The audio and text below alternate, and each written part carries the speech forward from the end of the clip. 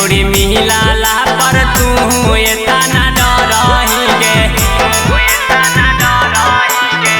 फोनावा पे कहही प्यार बड़ी करही रे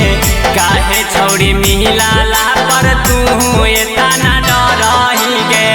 याद बड़ी आवो हो छौड़ी मिलल नदी किनारा गे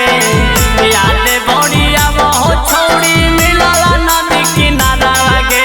काहे देखावा हिया ताना छौड़ी मिले ते घड़ी ना खराब गे फिर काहे देखावा हिया ताना छौड़ी मिले ते घड़ी ना खराब गे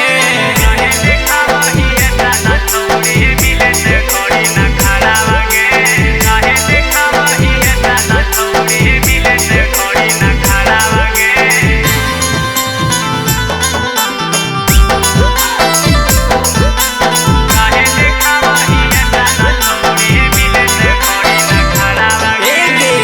कवन करना सोना मिले नहीं आबही गे अपन भरवा के कहे तोड़ा पाही गे कवन करना सोना मिले नहीं आबही गे अपन भरवा के कहे तोड़ा पाही गे टेंशन में कुछ कर जैतौ सोनू सिला टेंशन में कुछ